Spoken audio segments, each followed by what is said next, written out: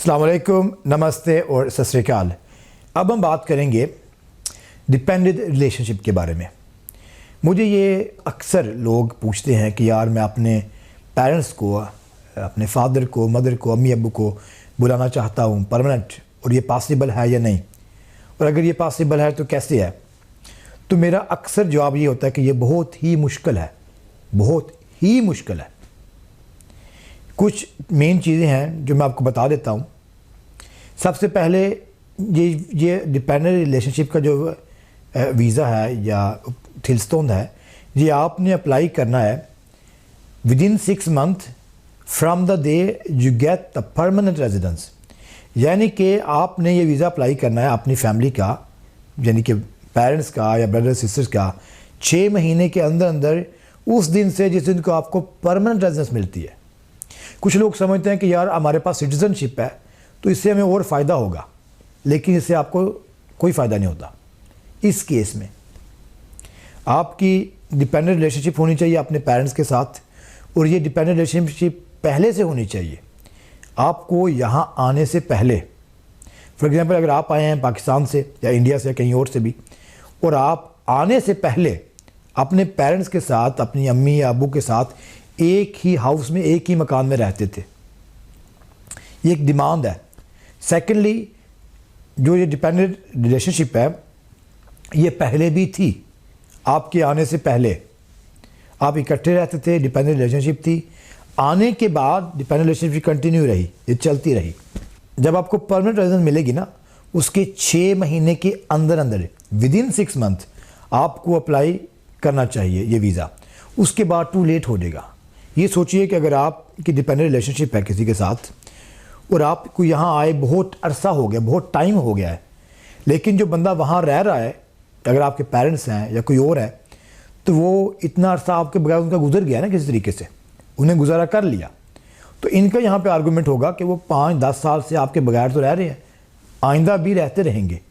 अगर आप, ये प्रॉब्लम है कि आप उनको डेली, उनके जो मंथली एक्सपेंसेस हैं, आप उनको मंथली पैसे भेजते हैं, तो यह फ्यूचर में भी कर सकते हैं। तो ये जो अप्लाई करने का प्रोसेस है, ये बहुत आपने जल्दी करना है ताकि ये ना कि बहुत टाइम गुजर जाए। सो विदिन 6 मंथ आपने अप्लाई करना है। आपकी डिपेंडेंट रिलेशनशिप जो है वो पहले से होनी चाहिए और आप इकट्ठे पहले से रहते हुए हों। जी, एक और चीज़ है कि अगर आप रेजिडेंट परमिट अप्लाई कर रहे हैं थ्रू फैमिली मेम्बर, तो उसके लिए ये भी है कि यहाँ पे डिमांड है कि आपके पास एक तो सैलरी हो और नंबर 2 आपके पास मकान हो। इसके बगैर आपका काम नहीं होगा। तो पहली चीज़ यही देखते हैं, जब आप अप्लाई करते हैं तो पहले देखते हैं आपके पास सैलरी है, इनफ सैलरी है या नहीं, अगर आपके पास मकान है या नहीं। अगर ये चीज़ें नहीं तो वो केस को आगे देखते ही नहीं, यहीं पे ख़त्म कर देते हैं। तो सैलरी के लिए ये है कि आपकी सैलरी इतनी हो, टैक्स के बाद जो आपको अकाउंट में आती है, वो आपकी पूरी फैमिली की जो एक्सपेंसेस हैं वो कवर कर लें।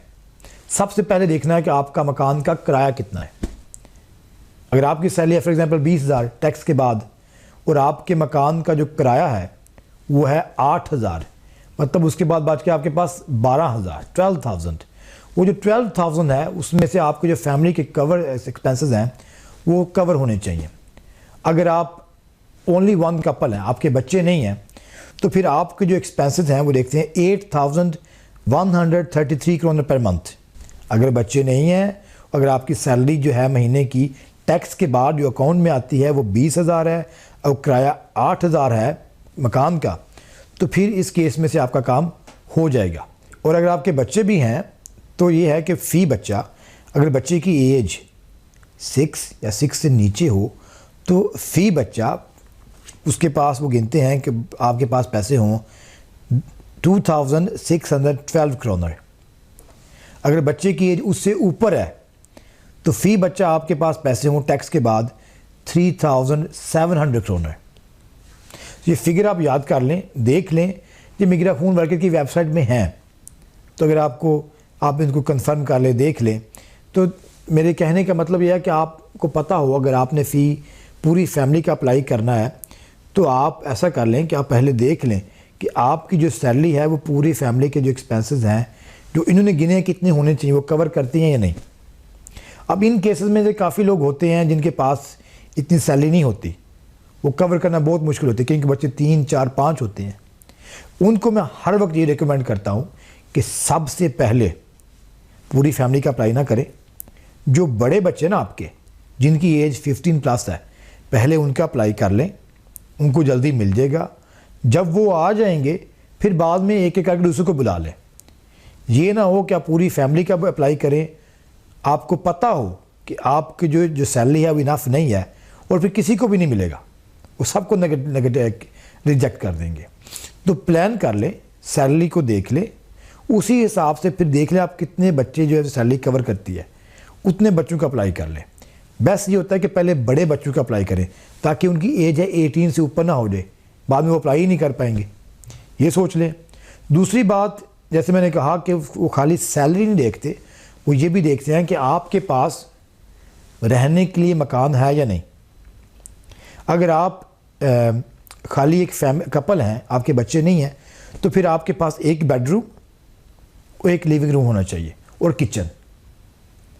अगर बच्चे हैं तो 1 बेडरूम फॉर 2 बेबीज़, 2 बच्चों के लिए।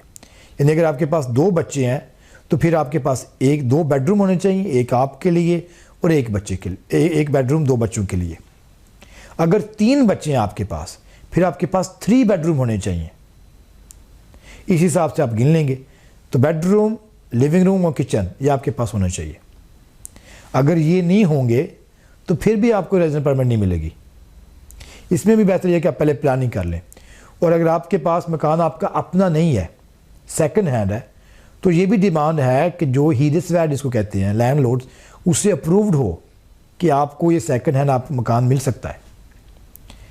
अगर ये भी नहीं हो सकता तो फिर जो विलाज होते हैं ना बड़े, उनमें से लैंडलॉर्ड्स की जो कोई नहीं होते, अब तो अप्रूवल की ज़रूरत नहीं होती, तो फिर ये ऑप्शन बे बन जाता है कि आप विलाज में से एक हिस्सा ले लें।